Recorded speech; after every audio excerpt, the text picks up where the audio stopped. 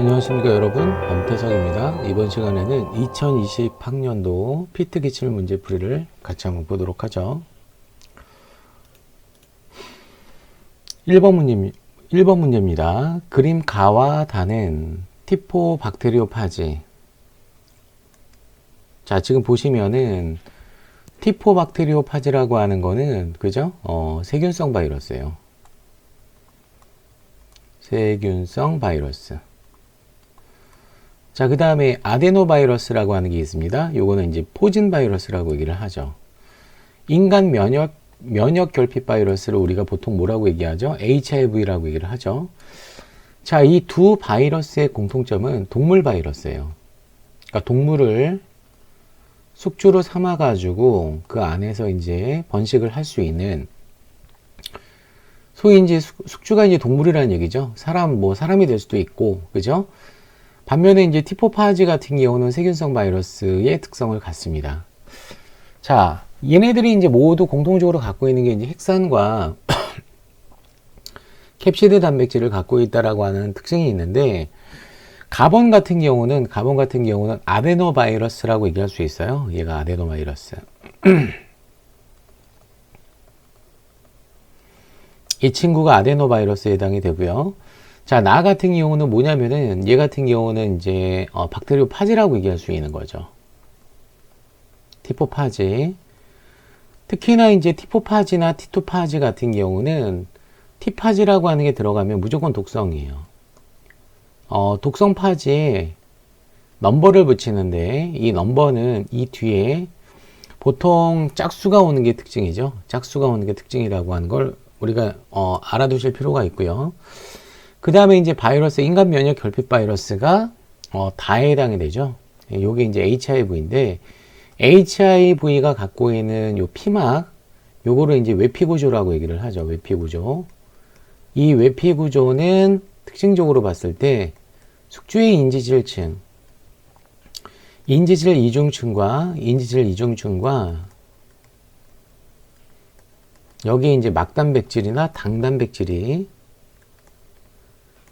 요게 이제 외피가 이제 인지질 이중층, 숙주로부터 이제 떨어져 나갔기 때문에 막구조라고 하기는 뭐하지만, 어쨌거나 이제 그 세포막의 어떤 성분이었기 때문에 막단백질이라고 얘기할 수 있고, 여기에는 특정 어떤 당 성분이 존재하고 있는 경우가 많아요. 아시겠죠? 그죠?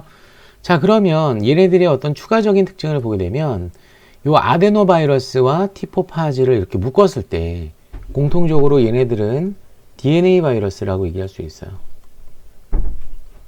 얘네들은 DNA 바이러스라고 얘기할 수 있고, 얘 같은 경우는 HIV 같은 경우는 RNA 바이러스라고 얘기할 수 있는 거죠. 그래서 이제 그 바이러스의 핵산의 종류나 핵산의 어떤 타입을 통해서 우리가 이제 DS나 SS와 같은 이중 가닥이나 단일 가닥이라고 하는 DNA가 있을 수도 있고 RNA가 있을 수도 있다는 얘기예요. 이런 어떤 그 바이러스 핵산이 바이러스의 생활사를 결정한다라고 얘기할 수 있습니다. 자, 이에 대한 설명을 옳은 것은 간은 역전사 효소를 갖습니다 라고 했죠. 역전사 효소를 갖고 있는 바이러스는 HIV이기 때문에 가가 될 수가 없고 다라고 얘기할 수 있는 거죠. 그죠? 그래서 이제 역전사 효소라고 하는 거는 RNA 의존적 DNA를 중합하기 때문에 RNA를 이용해서 DNA 이중가닥을 만들 수 있다는 얘기예요. 그래서 이 역전소 효소 자체가 숙주의 효소가 아니고 바이러스 효소라고 얘기할 수 있는 거죠.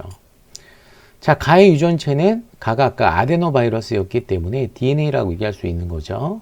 따라서 이것도 안 되고 이것도 안 됩니다. 자, 나는 티토파지잖아요. 티포파지죠. 그러니까 티토파지나 티포파지라고 하는 거는 세균 바이러스죠. 진정세균이 숙주세포이기 때문에, 자, 얘는 동물세포가 숙주세포가 아니고 세균이다. 혹은 원핵세포이다. 라고 표현하면 맞겠죠. 어쨌거나 3번도 틀렸고요. 아시클로버는 다에 대한 항바이러스제이다. 아시클로버가 포진 바이러스의 증식 억제제예요. 포진 바이러스의 증식 억제제이기 때문에 이 아시클로버라고 하는 이 물질은 그죠? 아까 얘기한 아데노 바이러스의 어떤 그 치료약이라고 얘기할 수 있습니다. 그죠? 그렇기 때문에 아시클로버는 다에 대한 항바이러스제라고 얘기할 수 없고요. 가에 대한 항바이러스제라고 얘기할 수 있는 거죠. 아시겠죠? 자, 따라서 이것도 틀렸네요. 자, 다는 HIV는 사람의 보조 T세포에 CD4에 결합을 합니다. 그렇죠. 이게 이제 숙주세포가 어떤 특정 숙주세포랑 바이러스랑 어때 반응을 한다는 얘기는 바이러스가 갖고 있는 어떤 리간드가 숙주세포에 있는 어떤 수용체랑 비공유 결합을 통해서 인식을 하기 때문에 가능하거든요. 그래서 우리가 이제 얘기하는 HIV 바이러스 같은 경우가 발현하는 어떤 리간드를 GP120이라고 얘기를 해요. 그리고 얘랑 특이적으로 어때? 결합할 수 있는 애가 보조 T림프고 TH셀인데 이 TH셀이 발현하고 있는 수용체가 CD4죠. 이 CD4라고 하는 보조 수용체와 GP120이라고 하는 리간드가 바이러스 리간드가 특이적인 비공유 결합을 통해서 상호 인식을 할 수 있다는 얘기예요. 상호 인식이 되게 되면 이 바이러스 HIV가 CD4 분자를 갖고 있는 TH셀 안으로 도입될 수 있겠죠. 자, 그렇기 때문에 5번은 정답이다 라고 얘기할 수 있습니다. 아시겠죠? 그죠? 자, 잠깐 바이러스에 대해서 잠깐 얘기를 한번 해보게 되면 자, 바이러스의 특징 굉장히 많지만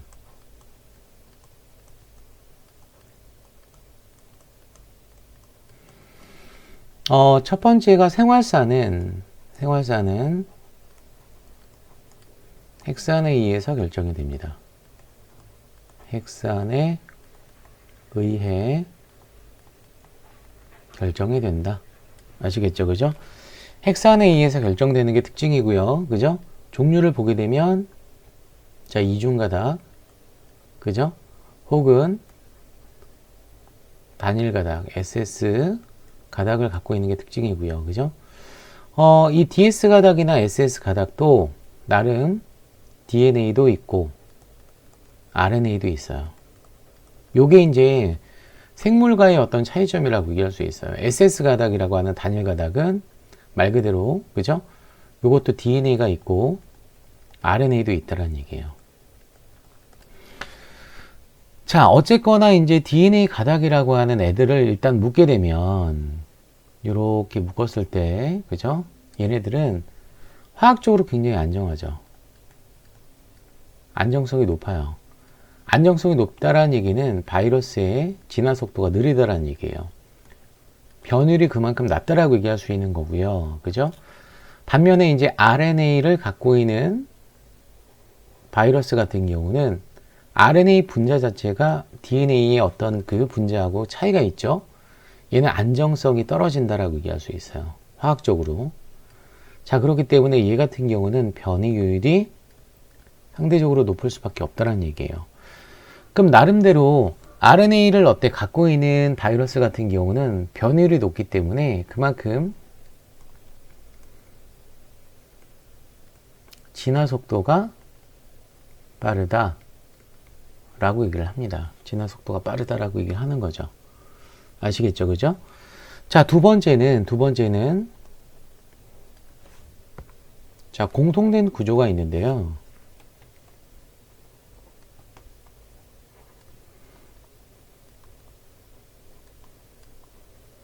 모든 바이러스가 갖고 있는 게 DNA나 RNA와 같은 핵산, 그 다음에 캡시드 단백질을 가져요.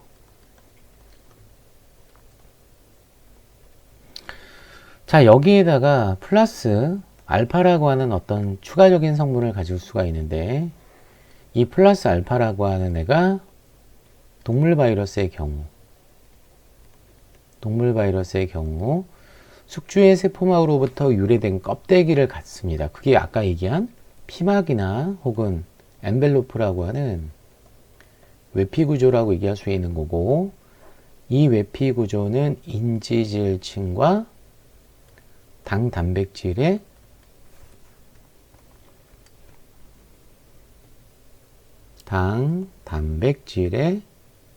복합체라고 보시면 돼요.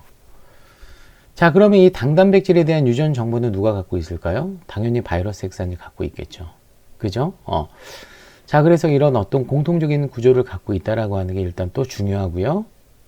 아까 그 특이적인 형태라고 하는 거는 결과적으로 DS 가닥에서는 얘가 특이적인 형태죠. 왜냐하면 모든 생물이 갖고 있는 RNA는 단일 가닥 구조인데, 자, 바이러스 같은 경우는 예외적으로 이중 가닥의 RNA를 갖고 있는 애가 있고요.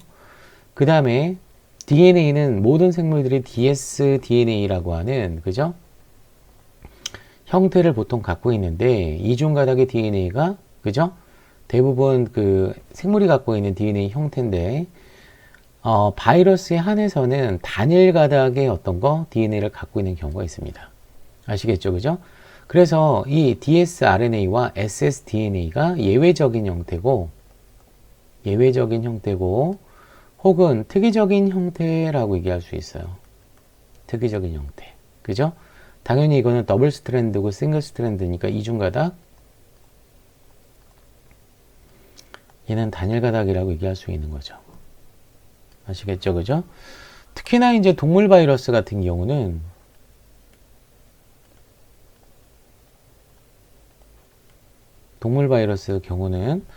침투 시 얘가 갖고 있는 어떤 특정 리간드가, 그죠? 특정 리간드가 숙주세포의 호스트셀에 어떤 수용체와 결합하는 특성을 갖습니다. 요 리간드하고 수용체 사이에 바뀔 수도 있어요, 이게. 여기가 수용체가 될 수도 있고, 여기가 이제 리간드가 될 수도 있다는 얘기죠. 요거는 이제 순서는 그 바이러스가 리간드를 가는 경우도 있고, 수용체를 갖고 있는 경우도 있고, 반대로 이제 숙주세포가 수용체를 갖고 있는 경우가 있고, 리간드를 갖고 있는 경우도 있습니다. 자, 그런 거 뭐 거두절미하고 따져보게 되면은, 자, 인플루엔자 바이러스라고 하는 독감 바이러스는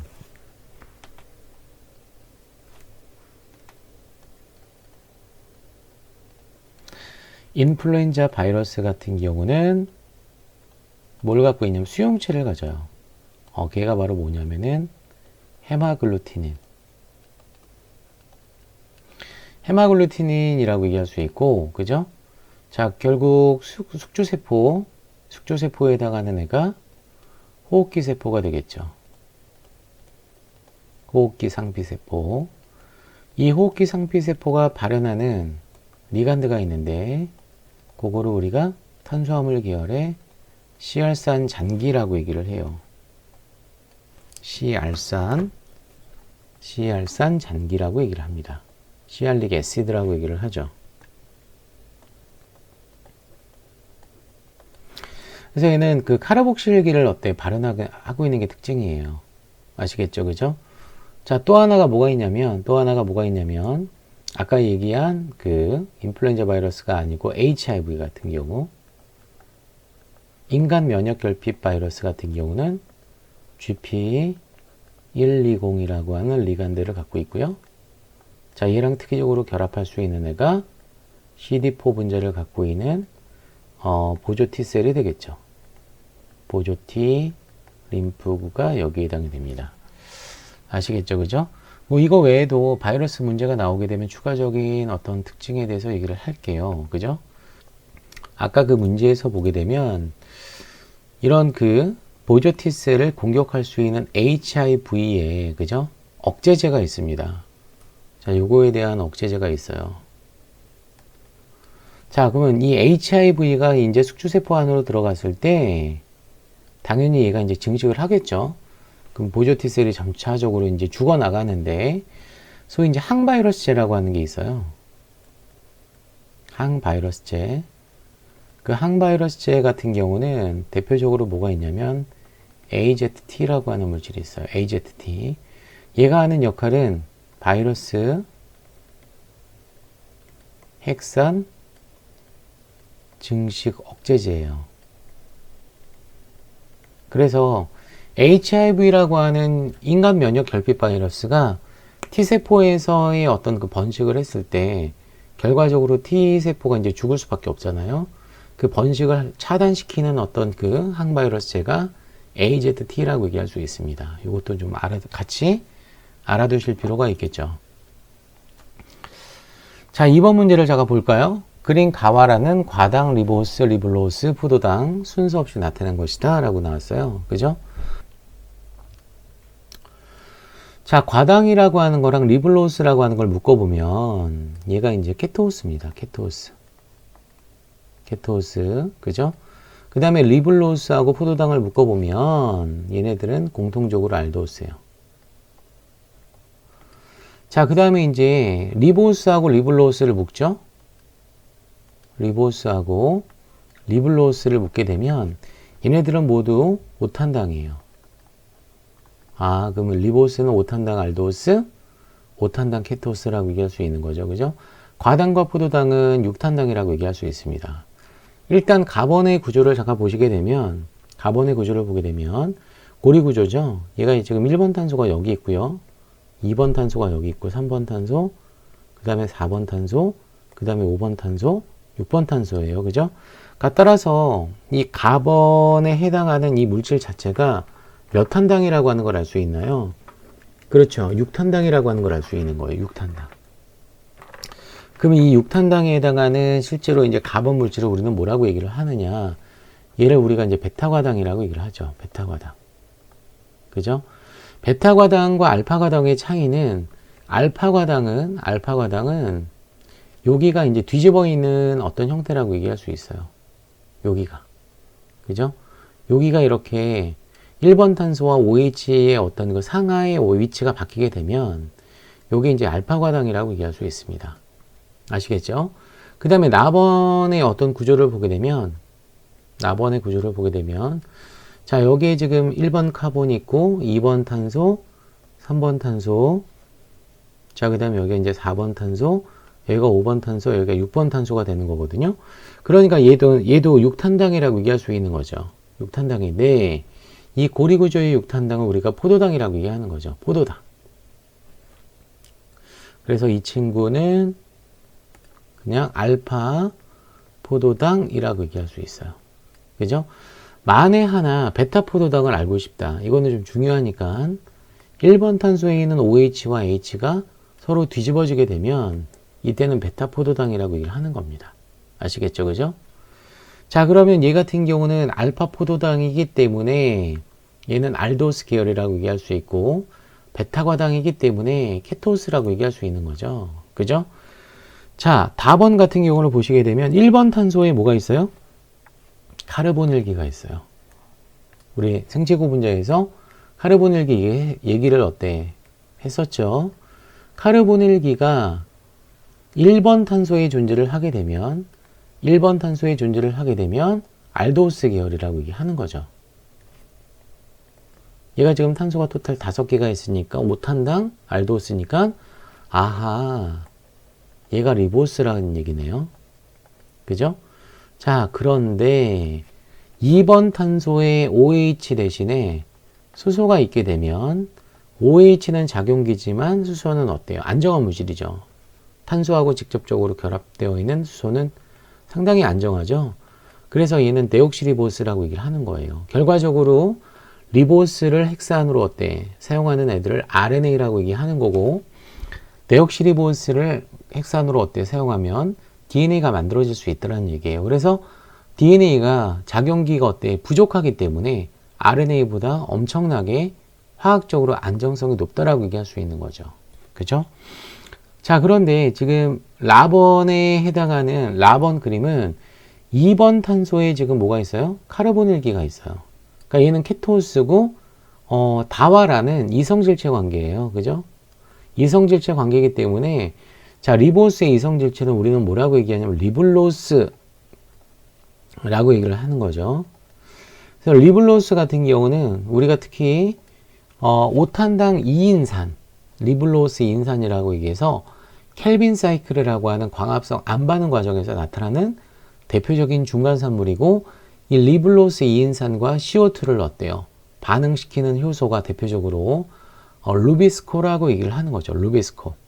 아시겠죠? 그죠? 자, 그러면 우리가 이제 가번은 과당, 베타 과당, 나는 알파 포도당, 그 다음에 다 같은 경우는 사슬 모양의 리보스, 라번 같은 경우는 리블로스라고 얘기할 수 있는 겁니다. 자, 가에 대한 설명, 이에 대한 설명으로 옳은 것은 이라고 나왔거든요. 그죠? 자, 가는 글리코젠을 구성하는 단위체이다. 글리코젠을 구성하는 단위체는 포도당이죠, 포도당. 자, 포도당이기 때문에 가가 아니고 뭐라고 해줘야 돼요? 나라고 해줘야 되는 거예요. 아시겠죠? 그죠? 자, 나는 대장균에서 젖당오페론의 전사를 촉진한다라고 나왔어요. 젖당오페론의 전사를 촉진한다라는 얘기는 발현을 촉진시킨다라고 얘기할 수 있죠. 그죠? 근데 애석하게도 포도당이 있으면 오히려 전사가 억제가 됩니다.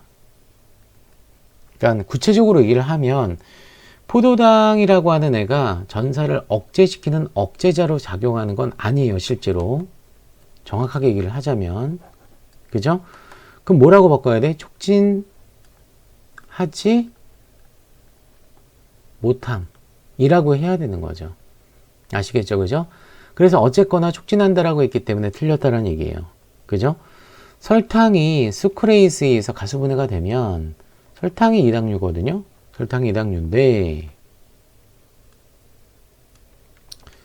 자, 설탕이 이 수크레이스라고 하는 효소에 의해서 쪼개지게 되면 알파포도당 플러스 베타 과당으로 가수분해가 됩니다. 그러니까 따라서 가와 나가 생성된다라고 하는 거는 당연히 괜찮죠. 3번. 루비스코의 기질인 리블로스 2인산은 리블로스가 인산화된 것이다. 그죠? 자, 리블로스가 인산화된 건데 리블로스가 다가 아니고 다가 리보스니까 이건 틀렸네요. 그죠? 그 뭐라고 바꿔야 돼요? 라가 인산화가 됐다라고 얘기할 수 있는 거죠. 라가 인산화가 된 것이다. 따라서 안 되고, ATP의 구성 성분으로 사용되는 당은 리보스이기 때문에 다가 여기에 해당이 되겠죠. 정답은 따라서 몇 번이 맞나요? 3번이 맞습니다. 여러 가지 이제 분자 구조와 분자 생물학 단원에 대한 어떤 그 내용이 복합적으로 나온 게 좀 특징이라고 얘기할 수 있어요.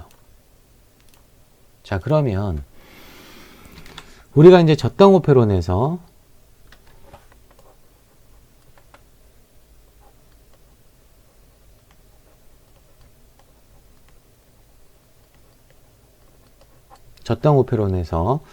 젖당이 있어야지만 젖당이 여기서 이제 유도자죠. 그죠? 유도자가 젖당오페론 발현에 필수적으로 필요하다라고 얘기할 수 있어요. 왜냐하면 젖당이 있을 때 억제제랑 결합을 하고 그 억제자가 조절 유전자가 만들어주는 라가이가 되겠죠. 그래서 라가이가 젖당과 결합을 했을 때 불활성형으로 바뀌어요. 불활성형으로 바뀌게 되면 이 라가이의 불활성형은 오퍼레이터의 결합을 못하기 때문에 RNA 중합효소가 결합할 수 있는 어떤 가능성을 제공을 하죠. 그게 누구야? 젖당이에요. 자, 그런데 이제 중요한 건 뭐냐면은 여기서 RNA 중합효소가 RNA 폴리머레이즈가 프로모터마다 이 어떤 그 친화력이라고 하는 게 차이가 있거든요. 근데 RNA 폴리머레이즈는 진정세균, 대장균에서 한 종류밖에 없어요. 근데 RNA 폴리머레이즈에 젖당 프로모터가 있겠죠. 이거를 편의상 뭐라고 쓰죠, 우리가? 락피라고 씁니다, 락피. 즉, RNA 폴리머레이즈의 젖당 프로모터에 대한 친화력이 낮아요. 이거는 친화력이 왜 낮나요? 낮은 거예요, 그냥. 태생적으로 낮다는 얘기예요. 그렇기 때문에 RNA 중합효소가 락피의 결합을 잘 못합니다. 그래서 전사가 거의 되지 않아요. 거의 되지 않기 때문에 거의 발현을 하지 않는다라고 얘기할 수 있어요. 유도자가 있는데도 불구하고. 그래서 이 과정에서 필요한 애가 양성조절자라고 하는, 그죠? 활성제가 필요한 거예요. 그 활성제가 활성화되기 위해서는 반드시 배지에 포도당이 고갈돼야 돼요. 포도당이 고갈이 되게 되면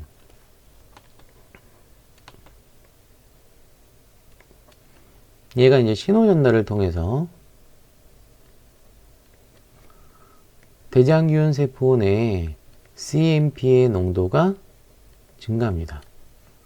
CAMP의 농도가 증가하게 되면 이 CAMP가 누구랑 결합할 수 있냐면 카타볼라이트 액티베이팅 프로테인이라고 하는 이화대사 활성 단백질과 결합을 하죠. 자, 그러면 이거를 통해서 캡이라고 하는 캡 프로테인이 활성화가 돼요. 캡이 활성화가 되게 되면, 그죠? 이 친화력이 낮았던 RNA 중합효소와 저당 프로모터 간의 친화력이 낮았던 애가 친화력이 높아지는 어떤 현상을 빚게 됩니다. 자, 그렇기 때문에 결과적으로 유도자와 포도당이 고갈이라고 하는 포도당 부제 자체가 양성 조절자의 기능을 갖는 거죠. 이렇게 양성 조절자와, 그죠? 억제자 모두 작용하고 있는 게 이제 저당오페론의 굉장히 중요한 특징이라고 얘기를 할 수 있는 겁니다. 아시겠죠? 그죠? 그래서 결과적으로 뭐냐면 포도당이 아까 얘기해서, 자, 포도당이 대장균에서 저당오페론의 전세를 촉진한다는 틀렸어요, 당연히. 하지만 억제한다라고 표현하기보다는 전사를 촉진하지 못한다라고 볼 수 있어요. 아시겠죠? 그죠? 그래서 정답은 이 문제의 정답은 몇 번? 3번이라고 얘기를 할 수 있는 겁니다. 자, 다음은 13개의 아미노산 장기로 이루어진 펩티드 P의 아미노산 서열을 결정하는 실험이다 라고 나왔어요. 그죠? 자, 실험 과정을 잠깐 보시게 되면 2개의 시험관에 정제된 P를 각각 넣은 후, 자, 지금 펩티드 P라고 나왔죠. 펩티드 P. 그죠? 뭐 아미노산의 어떤 모임을 펩티드라고 얘기할 수 있는데, 당연히 13개의 아미노산 잔기로 이루어졌다라고 했기 때문에 당연히 단백질 수준보다는 훨씬 사이즈가 작다라고 얘기할 수 있죠. 이런 애를 우리가 이제 평상시에 뭐라고 얘기를 하냐면 한 10개 내외 이런 애들을 이제 올리고펩티드라고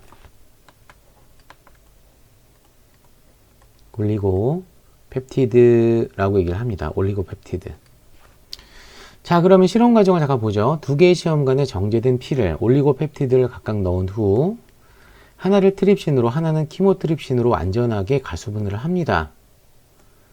자, 우리가 이제 트립신, 펩신,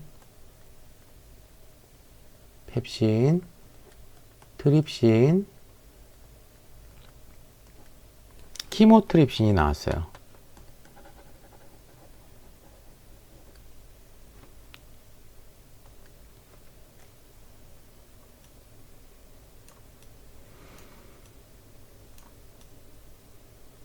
자, 3번 문제를 잠깐 보시면,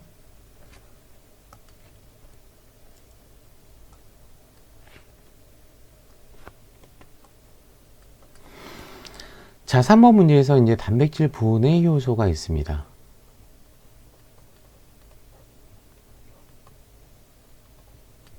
단백질 분해 효소의 어떤 종류를 보게 되면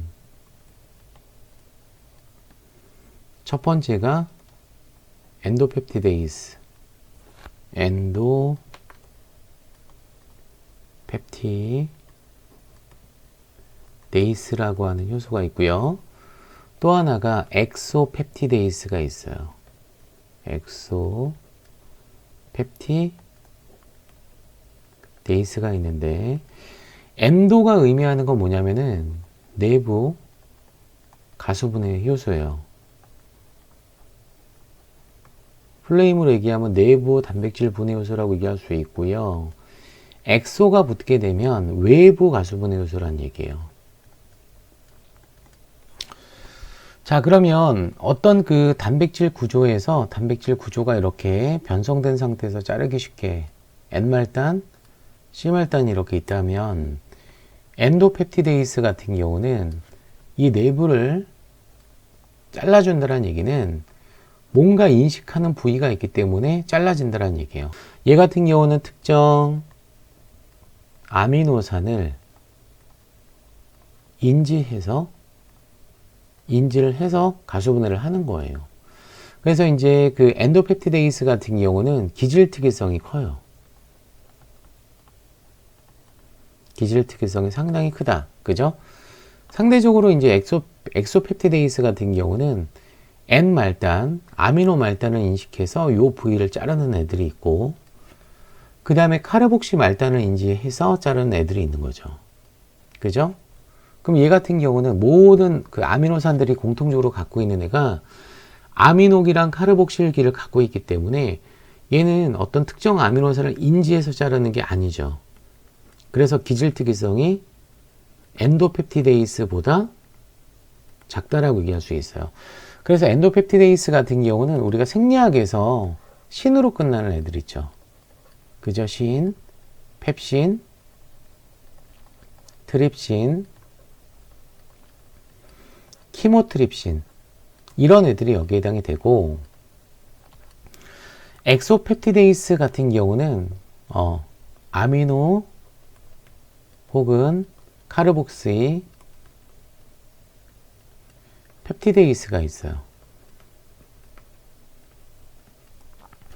그래서 거의 이제 최종적으로 소장이나 이자에서 분비가 되는 이런 어떤 효소에 의해서 나중에는 트리펩타이드, 디펩타이드가 아미노산으로 어때? 완전하게 쪼개질 수 있는 거죠. 그죠? 자, 그래서 지금 트립신으로 하나는 키모트립신으로 완전하게 가수분을 했다는 얘기는 내부 가수분을 했다는 얘기예요. 내부를 절단시켰다는 얘기예요. 가의 각시험관에서 생성된 펩티드 절편을 HPLC로 정제하고, 요게 바로 뭐냐면은 고성능 액체 크로마토그래피란 얘기예요. 예전에 우리 그 생체구분자에서 단백질 정제 방법에서 크로마토그래피에 대한 얘기를 했었죠. 그죠? 그 중에서 이제 매질을, 이동상을 액체를 쓰는 어떤 크로마토그래피로 우리가 뭐라고 얘기해? 액체 크로마토그래피라고 얘기한다는 얘기예요. 그래서 정제를 하고 나서 각 펩티드의 절편에 아미노산 서열을 결정한다라고 나왔습니다. 그죠?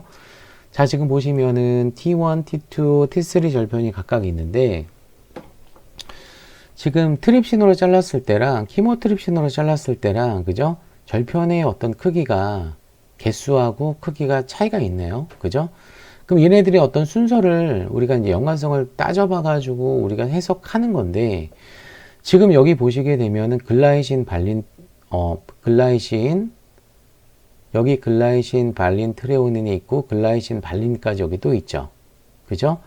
그런데 여기서 주목해야 될 것 중에 하나가 뭐냐면 T1에서 T2, T3까지 일단 아르기닌이 그죠? 여기 하나밖에는 안 보이죠. 하나밖에는 안 보여. 그죠? 그런데 아르기닌이 여기서도 하나밖에는 안 보이는데 그 앞에 뭐가 있냐면 글루탐산이라고 하는 게 있네요. 그죠? 그러면 여기서 이제 니은은 글루탐산이라고 얘기할 수 있어요. 자, 그러면 이 글루탐산 여기 지금 존재를 하고 있는 건데, 글루탐산, 아르기닌, 페닐알란이 이렇게 있잖아요. 그죠? 그럼 이런 식으로 어때? 얘가 이제 물리적으로 연결이 되어 있다는 얘기잖아요. 그죠? 그러면 결과적으로 T2 다음에 T1이 연결되어 있다라고 하는 걸 알 수 있어요. 됐나요? 그죠? 자, 그러면 결과적으로 여기서 이제 기억이라고 하는 아미노산을 우리가 찾아야 되는데, 그죠? 기억이라고 하는 아미노산을 찾아야 되는데, 이 기억이라고 하는 아미노산과 배열 순서가 글라이신, 발린, 기억, 글라이신, 발린, 타이로신이 있기 때문에 얘를 우리가 이제 타이로신이라고 얘기할 수 있는 거죠. 그죠? 기억 같은 경우는 타이로신이라고 얘기할 수 있다는 얘기입니다. 이해가 됩니까? 그래서 이제 T2 가닥이 먼저고 T1이 다음 가닥이라고 하는 순서는 요거를 통해서 알 수 있다는 얘기예요. 아시겠죠? 그죠? 자, 그러면 여기서 이제 우리가 여기서 이제 트레오닌, 세린, 그 다음에 디귿이 나오잖아요. 그죠? 세린 다음에 여기 라이신이 나왔기 때문에 얘 같은 경우는 라이신이라고 얘기할 수 있는 거죠. 라이신. 됐나요? 그죠? 자, 그러면 경향성을 한번 보게 되면 자, 지금 얘가 지금 트레오닌, 세린, 라이신, 타이로신이 나왔다고요. 그죠? 그럼 세린 다음에 라이신 다음에 타이로신, 타이로신이 나왔기 때문에, 여기서 얘가 첫 번째 가닥이고, 얘가 두 번째 가닥이고, 얘가 세 번째 가닥이라고 하는 걸 알 수 있어요. 그죠? 그러면 얘하고 이 트립신 절편과 키모트립신 절편의 조각의 크기하고 이 C1부터 C2, C3, C4가 T1, T2, T3하고는 순서가 다르지만 어쨌거나 얘네들의 조합을 C1부터 C4까지의 조합을 하게 되면 요 순서가 나와야 되겠죠. 그죠? 그래서 순서대로 한번 써보게 되면 얘가 첫 번째고, 그죠? 그 다음에 얘가 두 번째고, 얘가 세 번째고, 얘가 네 번째가 된다는 얘기입니다. 자, 그래서 한번 써보면 N말단부터 한번 써볼게요. 그죠? 자, 글라이신, 그 다음에 발린, 그 다음에 타이로신, 그 다음에 글루탐산, 알기닌, 그죠? 그 다음에 페닐알라닌, 그 다음에 트레오닌, 세린, 라이신, 그 다음에 타이로신, 그 다음에 글라이신, 발린, 트레오닌. 자, 그러면 여기가 지금 무슨 말단이에요? N말단이에요. 여기가 무슨 말단이에요? C말단이라고 얘기할 수 있는 거죠. 그쵸? 자, 그러면 여기서 T1 가닥에 해당하는 애가 여기서부터 여기까지. 이게 T1. T2죠. T2 가닥이 되는 거고, 페닐알라닌부터 라이신까지가 T1 가닥이 되겠죠. 그죠? 그 다음에 타이로신, 글라이신, 발린, 트레오닌까지가 T3가 됩니다. 자, 그러면 키모트립신으로 절단했을 때 순서를 보게 되면, 그죠? 여기서부터 여기까지가 그쵸? C2가 되겠네요. 그죠? 그 다음에 두 번째가 글루탐산, 아르기닌, 페닐알라닌, 요게 C3가 되겠네요. 그 다음에 트레오닌, 세린, 라이신, 타이로신까지가 요게 지금 C1 가닥이 되겠죠. 그죠? 자, 그러면 나머지가 C4 가닥이 돼야 되겠죠. 요게 C4가 돼야 되겠네. 결과적으로 뭐냐면은 글라이신, 발린, 트레오닌 요 순서가 된다는 얘기입니다. 아시겠죠? 그죠? 자, 그러면 여기서 이제 눈여겨봐야 될 것 중에 하나가 뭐가 있냐면, 나머지는 전부 다 비극성 아미노산인데 저 산성이나 염기성을 띠고 있는 아미노산을 골라주게 되면 글루탐산이 눈에 띄고, 그죠? 아르기닌하고 또 하나가 뭐가 있어요? 리신이 있다는 얘기예요. 요거는 염기성을 띠고 있어요. 요거는 산성을 띠고 있죠. 그죠? 자, 그러면 이에 대한 설명으로 옳은 것은 기억은 글루탐산이다? 아니다. 기억은 아까 뭐였었어요, 여러분? 타이로신이었었어요. 타이로신. 그래서 안 되고요. 자, 이 펩티드에는 두 개의 니은이 있습니다. 니은이 아까 뭐였었냐면 글루탐산이거든요. 그죠? 글루탐산은 두 개가 아니고 한 개예요. 한 개. 한 개이기 때문에 틀렸어요. 자, 그 다음에 3번을 보게 되면 디귿은 방향족 아미노산 잔기예요. 자, 디귿이 지금 뭐냐면은 여러분들 아까 리신이라고 얘기했었죠. 자, 리신은 방향족 아미노산 잔기가 아닙니다. 아시겠죠? 그죠? 리신은 전화형을 띠고 있어요. 염기성이고요. 방향족이라고 하는 건 중성이나 비극성일 수밖에 없어요. 물론 예외적으로 그 타이로신 같은 경우는 방향족을 갖고 있으면서 OH가 있기 때문에 극성이라고는 하지만 얘가 전하를 띌 수는 없다는 얘기예요. 그 다음에 pH 6.8에서 이게 중성 조건이라고 얘기할 수 있는 거죠. 혹은 생체 조건이라고 얘기할 수 있는데 펩티드의 어떤 순전화 물어봤거든요. 등전점 문제가 나왔어요. 그죠? 자, 아까도 얘기했지만 이 P에 존재하고 있는 산성, 아미노산, 염기성, 아미노산 개수를 비교해 보면 얘가 1개, 얘가 몇 개였었어요? 2개였죠. 글루탐산 하나, 알지닌, 라이신 하나. 그지? 토탈 이제 2개가 되는 거잖아요. 그죠? 그럼 얘네들을 더했을 때 당연히 염기성을 띠겠죠. 염기성을 띈다는 얘기는 PI 값이 크다는 얘기예요. PI 값이 크다는 얘기는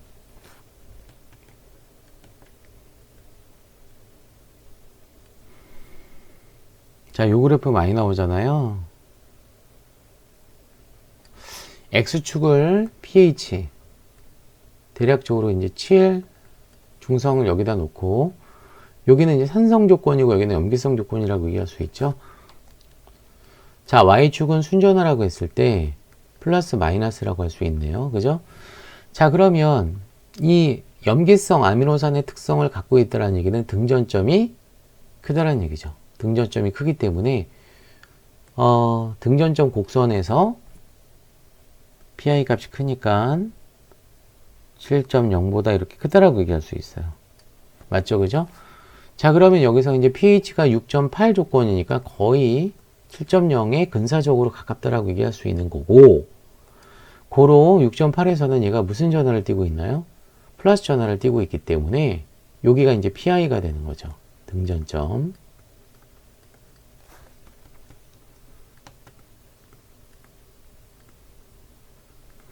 따라서 이거는 맞습니다. 아시겠죠? 그죠? 자, C4는 P의 N말단 절편이다? 아니다. C말단 절편이다 라고 얘기했었죠. 정답은 따라서 몇 번인가요? 4번이 정답이 되겠네요. 아시겠죠? 그죠? 자, 정답은 4번입니다. 그래서 4번 문제를 보죠. 자, 그림은 24시간 동안에 어떤 식물에 잎에서 CO2의 고정량과 녹말의 함량을 조사한 결과를 나타낸 겁니다.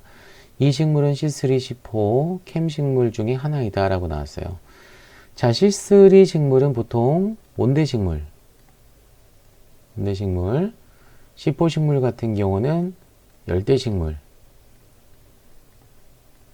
캠 식물 같은 경우는 건조한 기후, 사막 식물이 많다라고 얘기할 수 있어요. 자, C3와 C4는 낮에 기공을 열어서 CO2를 그때 고정을 하죠. 근데 캠은 너무나 건조하기 때문에 건조한 조건 때문에 그죠? 밤에 기공을 열죠. 밤에 기공을 엽니다. 오픈시킵니다. 그죠?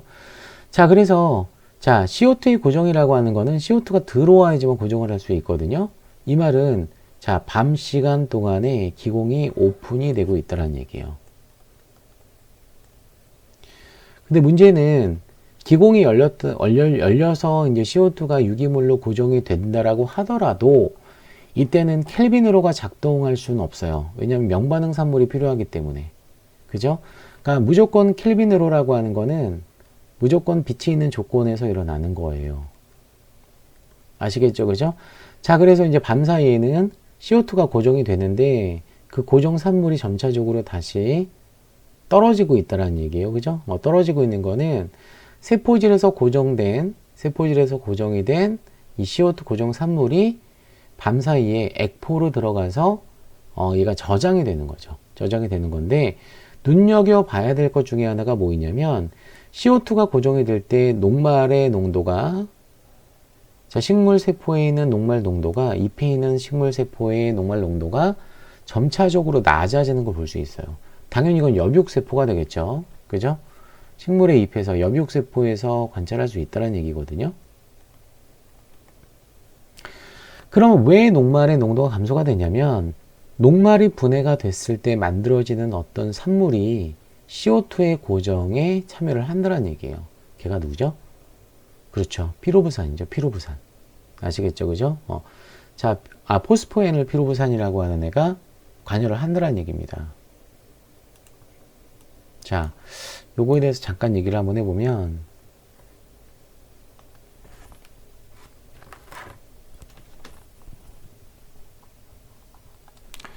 자, 캠식물에서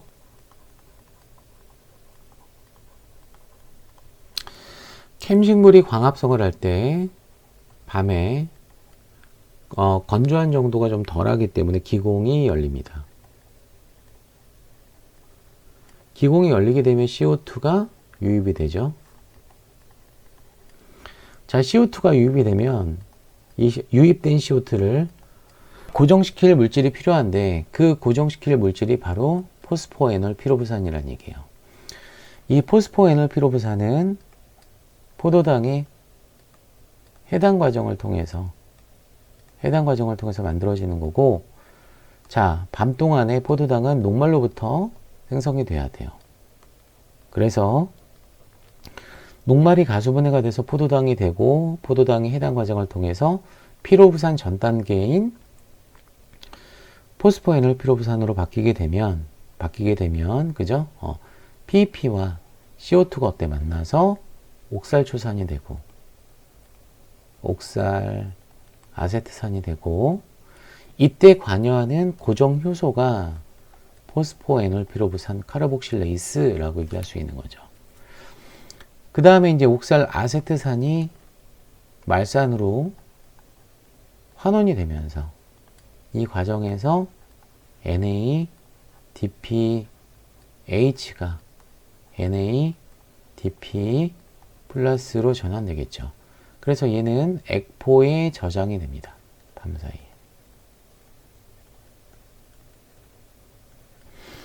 자, 그런 상태에서 동이 트게 되면 빛이 존재를 하게 되면 건조한 어떤 조건 때문에 기공이 닫힙니다. 그럼 기공을 닫아주는 애가 수분 스트레스 호르몬이라고 하는 앱시스 산의 작용으로 기공이 닫히겠죠. 그럼 기공이 닫히면 CO2는 유입이 안 되고요. 이 과정에서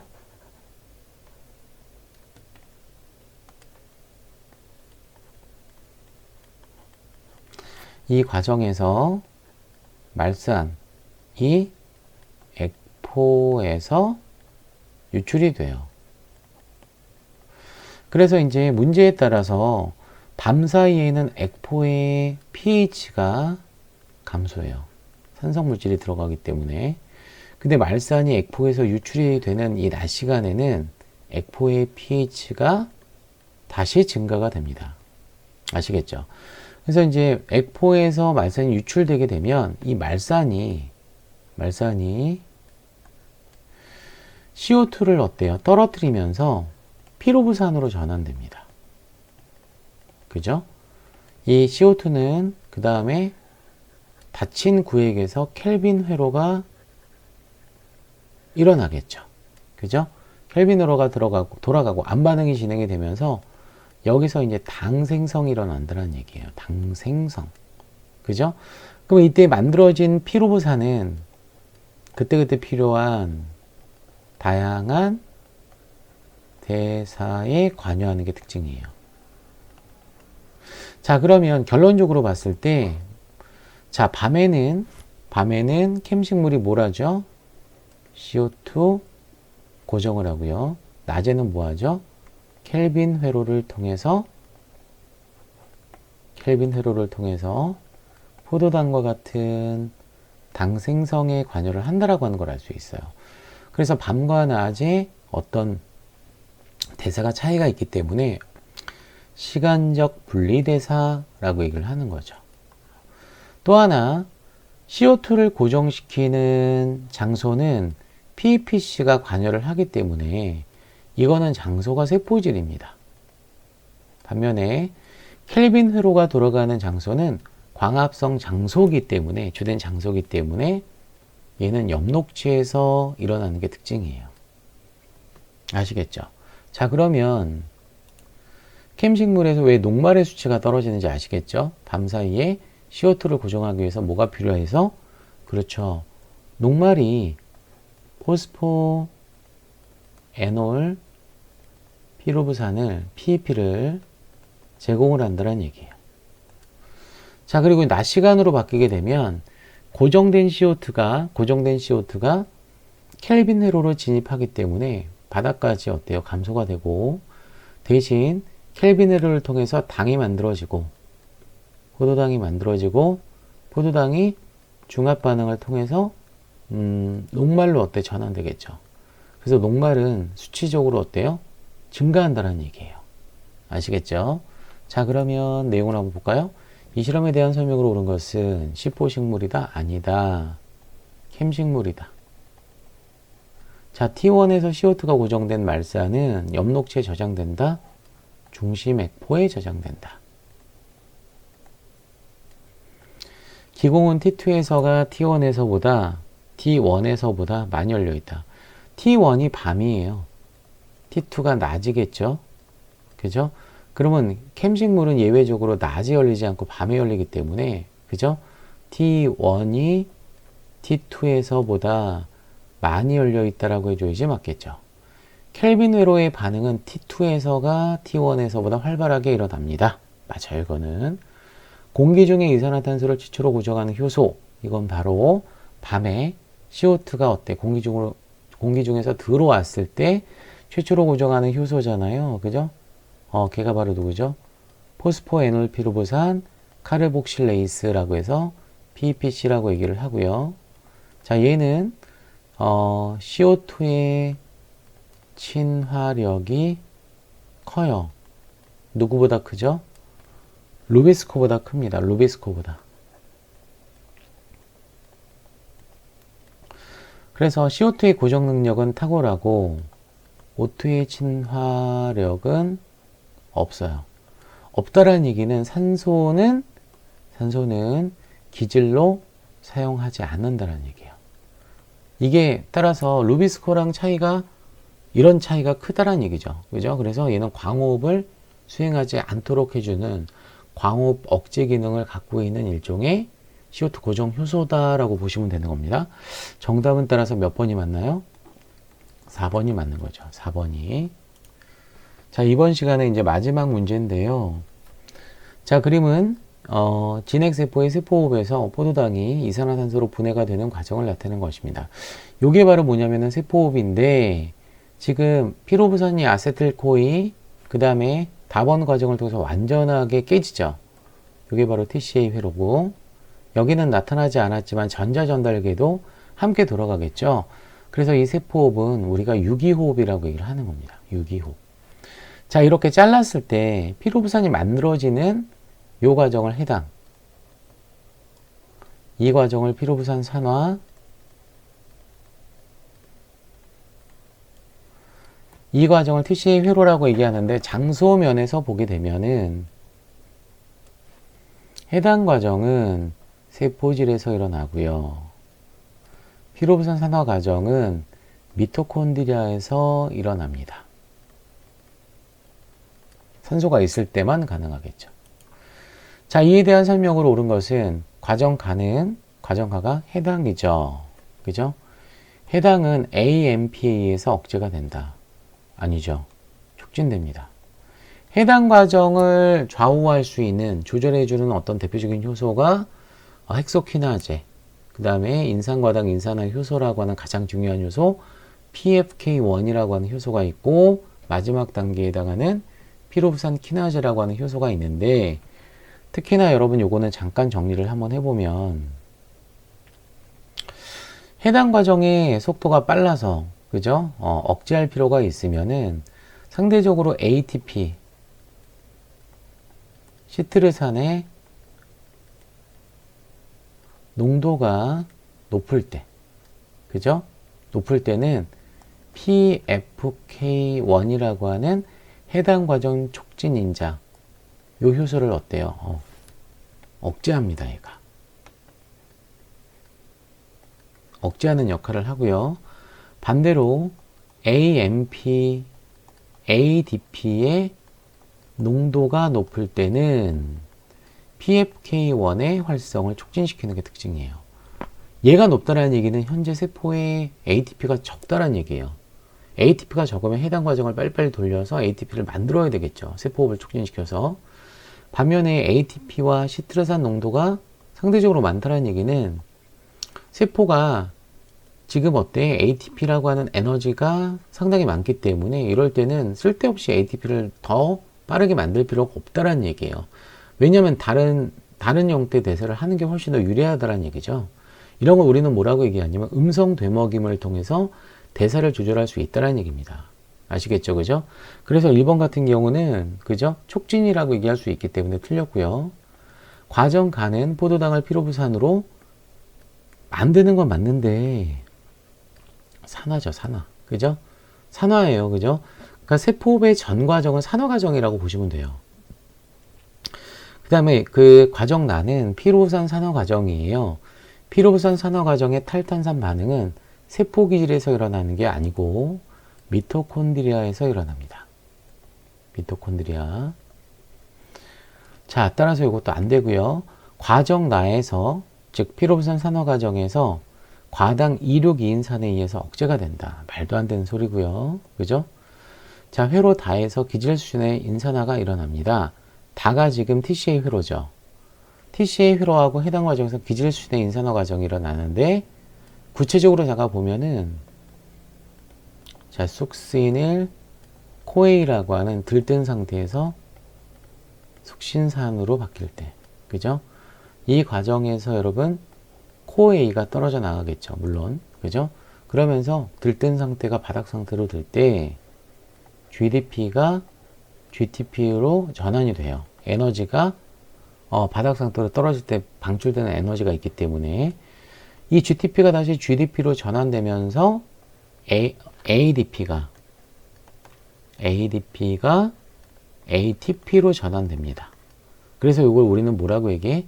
특정 기질로부터 ADP가 인산화가 되기 때문에 ATP가 되기 때문에 기질 수준의 인산화 과정이라고 얘기할 수 있어요. 그래서 참고로 이거는 해당 과정과 TCA 회로에서 일어나는 거죠. 전자전달계에서는 산화적 인산화 혹은 화학삼투적 인산화라고 얘기를 하는 거잖아요. 그죠? 그래서 정답은 5번이 맞겠습니다. 자, 이렇게 오늘 그 2020학년도 생물출원 문제 1번부터 5번까지 문제를 풀어봤고요.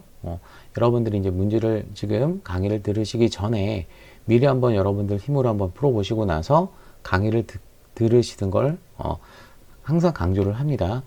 다음 시간에는 나머지 이제 6번부터 계속 문제풀이를 들어가도록 하겠습니다. 꼭 복습하는 거 잊지 마시고 다음 시간에 뵙죠. 감사합니다.